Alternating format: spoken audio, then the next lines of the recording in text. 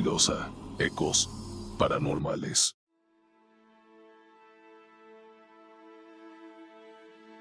Me aventuré a atravesar un océano entero, con tal de buscar un nuevo horizonte y propósito en mi vida.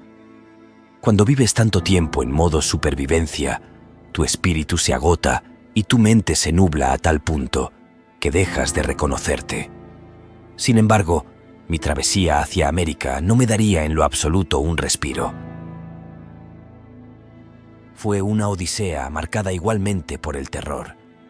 A bordo del barco todos hacíamos nuestro trabajo, pero las condiciones eran infrahumanas.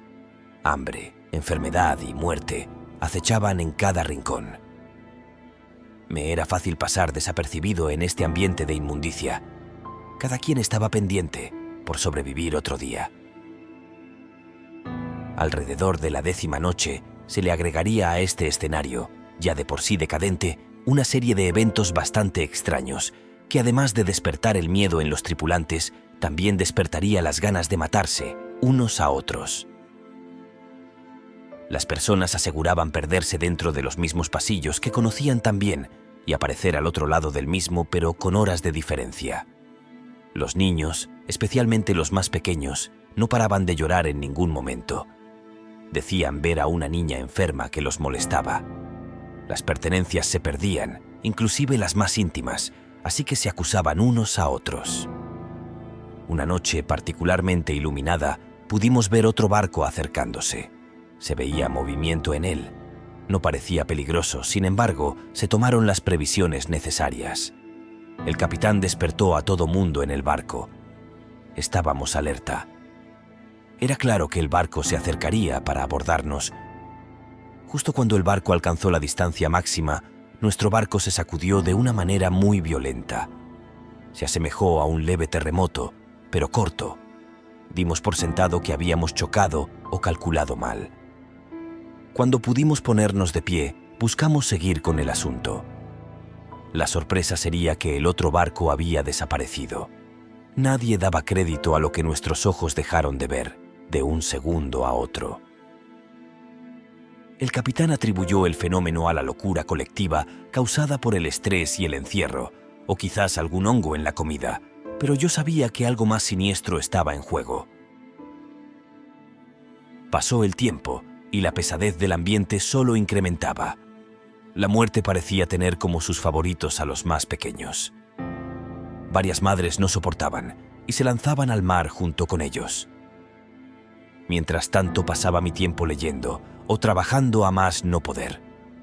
Sentía como perdía la cabeza por momentos. Una de mis últimas noches en el barco, atormentado por los fantasmas que había recolectado mi mente en él. Decidí tomarme una fuerte infusión que vendía una anciana, con cara de bruja real, a decir verdad. No me importó. Necesitaba un escape. Unas horas después me arrepentiría de mi decisión. Me encontraba encerrado en la pequeña bodega que me había servido de dormitorio todo este tiempo. Empecé a sentirme mareado. Vomité un poco, tomé un vaso y lo llené de agua para limpiar mi boca. El agua tenía un terrible sabor metálico, por lo que vomité nuevamente. Allí pude ver que lo que devolvía no era agua, era sangre. Me sentí asqueado e intenté salir de la habitación, pero la puerta estaba cerrada. No pude abrirla y caí al piso. El techo parecía tan cerca de mí que empecé a ahogarme y a gritar. Cerré mis ojos por un momento para despertar en un ataúd. Afuera se escuchaba una especie de cántico que no lograba reconocer, también risas de mujeres y maldiciones lanzadas hacia alguien. Paré de gritar por un momento cuando escuché claramente: «Tranquilo, señor Benedict, los verdaderos brujos no caemos». En ese momento, el capitán abrió de golpe la puerta y me pidió que me calmara, que estaba alterando la escasa paz que había esa noche. Cuando finalmente caí dormido, no me desperté hasta 2 días después. Finalmente llegaría mi día más deseado. En octubre del año 1691, tocamos tierra americana. Maravillosa tierra, pensé. Espero tengas más sabiduría en tu gente y en tus procesos. Me di cuenta enseguida que las personas eran desconfiadas, especialmente con los extranjeros. Sin embargo, logré conseguir una pequeña habitación compartida, por un tiempo. Tenía que pensar bien a dónde iría. Como les dije, mi pieza era compartida. Su nombre era Joseph, un joven inglés que había logrado escapar de un juicio sin retorno. No quise ahondar en los hechos, bien sabía que la justicia llevaba sobre su espalda una pesada túnica de errores. Joseph era un tipo bastante religioso, pero solo lo mostraba cuando sentía un poco de confianza. La religión no me molestaba como tal, era el fanatismo del hombre llevado a los extremos, lo que me aburría. Una tarde, en la que caminábamos para conocer el lugar, Joseph me presentó con un amigo. Él nos habló de un grupo de ingleses que habían fundado algunas colonias en Massachusetts. Llevaron consigo sus costumbres y sus reglas estrictas sobre cómo debe ser una sociedad basada en la rectitud del espíritu y su hacer. No llevaban más de unos minutos hablando cuando lo supe. Volvería a pasar. La persecución sin sentido que tanto resentí en Inglaterra se había apoderado también de estas tierras. Les pregunté enseguida si podía hacer su destino el mío, y sin dudar me dijeron que sí. Mencionaron que mientras más guerreros de Dios, más oportunidad de vencer al Señor de las tinieblas. La comunidad de Salem sería entonces mi destino. Al llegar, no puedo negar que fui bien recibido. Me ayudaron a encontrar un trabajo rápidamente y a instalarme en una pequeña habitación. A medida que recorría sus calles, fui capaz de oler el miedo en sus habitantes. Una vez más, el terror a lo desconocido se cobraría múltiples víctimas y yo volvería a ser testigo. Aún así decidí mantenerme al margen. Como extranjero, me resultaba aún más difícil pasar desapercibido y ayudar. Intentaba relacionarme con gente de poder, pero su sociedad era aún más hermética que en Inglaterra. En aquella época, Salem era una comunidad puritana, marcada por el fervor religioso y el miedo a lo desconocido. La Iglesia tenía un poder absoluto sobre la vida de sus habitantes, dictando no solo sus creencias, sino también sus acciones y comportamientos. Cualquier desviación de las normas establecidas era vista como una afrenta a Dios, y los castigos por herejía eran severos.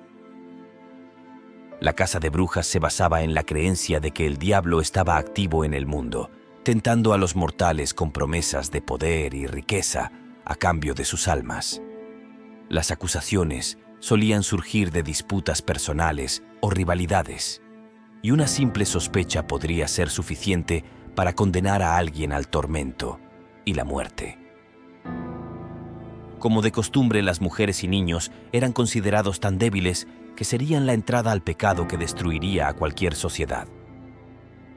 No ayudaba a la salud mental de la población los duros inviernos de aquellos tiempos. Cosechas pobres y enfermedades generaban un fuerte malestar general. La respuesta a todo lo malo seguía siendo de naturaleza sobrenatural. Entre tanta ignorancia, jamás pensé encontrar algo de razón. En este mismo sitio, durante los juicios de Salem entre 1692 y 1693, más de 200 personas fueron acusadas de brujería y 20 de ellas fueron ejecutadas. Aún así, una noche yo corroboraría lo que una vez me dijo una antigua vecina. Una de mis tantas noches de insomnio, caminaba por las calles normalmente solitarias del pueblo. Había desarrollado esta extraña manía de recorrer el poblado casi por completo, pero solo de noche. Esa en particular, decidí salir de la rutina y dirigirme a campo abierto. Les puedo asegurar que no había caminado más de 10 minutos de manera lineal cuando escuché a lo lejos una especie de cánticos ligados con risas de mujeres. Enseguida se me vino a la mente la horrible visión que tuve en el barco. Allí estaban. Las encontré en un claro rodeado de árboles retorcidos como salidos de aquellos cuentos de horror que muchos conocemos. Su presencia emanaba un aura de maldad palpable. Eran dos. A su lado se encontraba un niño pequeño, de alrededor de 8 o 10 años. Estaba sin ropa y pude ver claramente que tenía sobre su pequeño cuerpo algo escrito. Estaba siendo sometido por completo a la voluntad oscura de este par de brujas. Logré observar sin ser detectado. No podía creer que, estando tan cerca del pueblo, no hubieran sido apresadas. Pero una vez más recordé las palabras de aquella famosa vecina.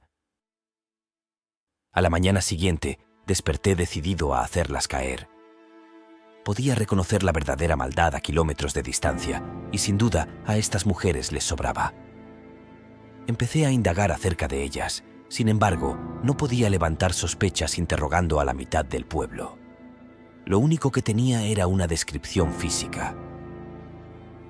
Pasaron algunos días y no lograba encontrarlas. Pero como obra magistral del destino, una tarde llegaron ellas tocando a mi puerta. Hice lo mejor que pude disimulando y sé que lo logré. Ya a esas alturas era todo un maestro en muchas cosas. Las mujeres pedían colaboración para el orfanato del pueblo al que ayudaban. Allí entendí el fácil acceso al niño. Recuerdo que tenían un olor diferente al resto, un leve olor a azufre. Más tarde me daría cuenta que todas estas criaturas poseen el mismo olor, sin importar su procedencia.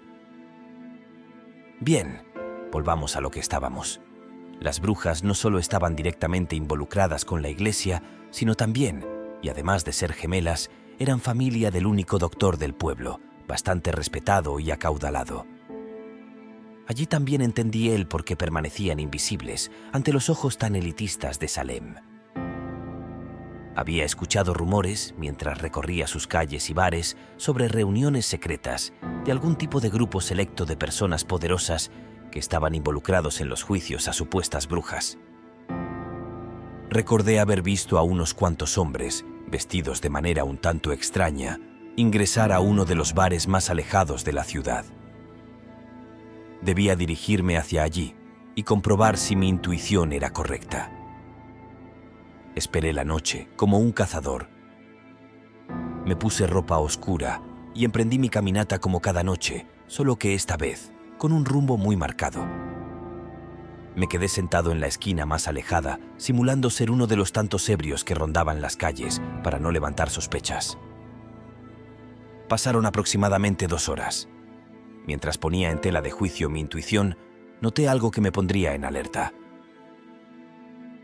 Alguien, supongo el dueño o alguno de los trabajadores del bar, se había asomado a la puerta con un comportamiento extraño, mirando hacia ambos lados y poniendo el cartel de cerrado colgando de un clavo en el marco de la entrada. Se acercaba el momento. El grupo de hombres se acercó con un aire siniestro e impunidad, golpeando la puerta discretamente para luego ingresar. Asegurándome que ya no quedaba ningún rezagado, me acerqué a una de las ventanas posteriores que daban a un callejón y me dispuse a escuchar. Las cortinas eran un poco traslúcidas, lo que me permitió ver el inicio de la reunión y distinguir algunos rostros.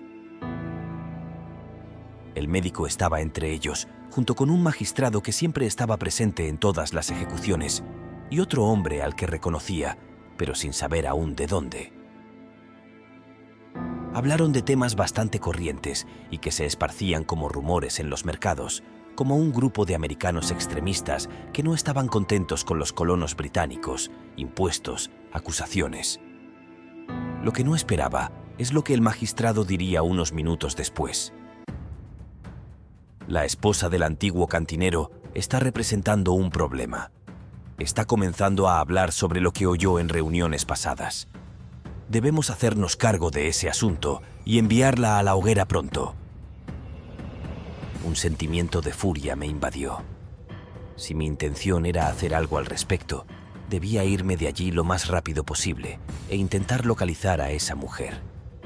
No sería una tarea difícil, ya que todos conocían a los cantineros de la ciudad. Llegué a mi habitación para cambiarme de ropa.